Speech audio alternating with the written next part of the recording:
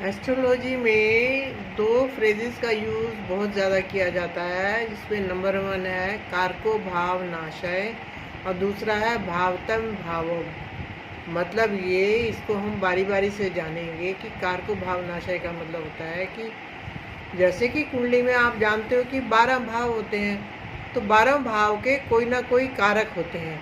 जैसे पांचवा भाव हमारी शिक्षा का माना जाता है, संतान का माना जाता है, तो उसका कारक गुरु है। अगर पांचवें भाव में गुरु बैठ जाता है तो कहीं ना कहीं संतान को दिक्कत देता है। अगर पांचवें का जो 12वां भाव है वो चौथा भाव है, वहाँ गुरु बैठ जाता है तो संतान में दिक्कत देता है। इसी प्रकार नवम भाव का कारक सूर्य है, सूर्य पिता का कारक माना जाता है, इसलिए अगर सूर्य नवम भाव में बैठता है या नवम से 12वां जो कि 8वां भाव है उसमें गुरु बैठता है तो कहीं ना कहीं पिता के सुख में वो कमी करता है।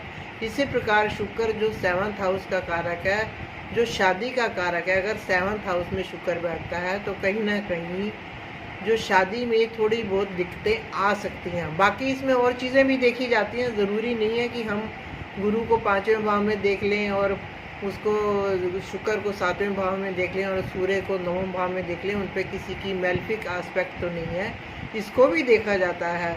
दूसरा जो फ्रेज ज़्यादा यूज़ किया जाता है उसको भावता भावम, मतलब कि एक भाव दूसरे भाव की शेडो होती है।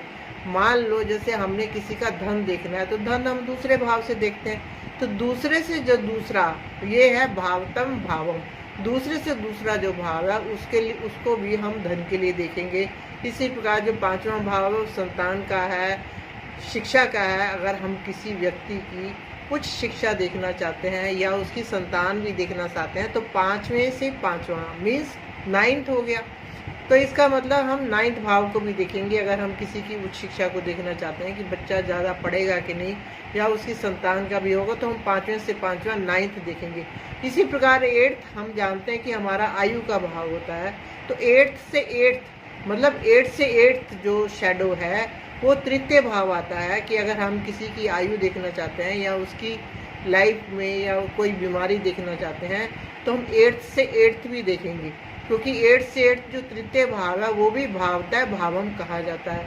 इसी प्रकार अगर हम जैसे 10th हाउस हमारे कर्म का कारक है, हमें उसको देखना चाहिए कि 10th से 10th मतलब 10th की जो परछाई है वो कुंडली में 7वां भाव आता है। हम काउंट करेंगे 10th हाउस से काउंट करेंगे और अगर हम 7 तक गिनेंगे तो 10वां आएगा, तो सर 10th से 10th जो 7वां भाव है वो भी व्यक्ति की नौकरी को देखने के लिए या उसको कैरियर की देखने के लिए हमें देखना है। इसी प्रकार 6ठे भाव हमारी बीमारी का होता है, हमारे कंपटीशन का होता है या रोग रिपु ऋण का होता है। तो अगर हम चाहते हैं कि हम देखें 6th हाउस से देखते हैं, लेकिन 6 से 6 कौन सा होता है, 11वां भाव होता है, तो उसको भी हम देखेंगे कि हमें बीमारी होगी या नहीं, या हमारा किस प्रकार हमारा जो है कंपटीशन कैसे होगा। इसी प्रकार हम सारे भावों का भावता भावम लगा के देखेंगे।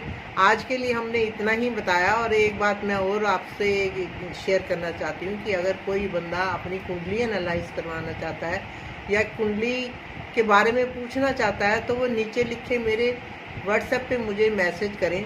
और दूसरी बात, एक बात और कहना कि सब्सक्राइब और लाइक करना मत भूलें, क्योंकि आपके लाइक्स और सब्सक्रिप्शन ही हमारी मोटिवेशन का कारण बनते हैं। आज के लिए इतना ही, फिर मिलते हैं एक नई वीडियो के साथ।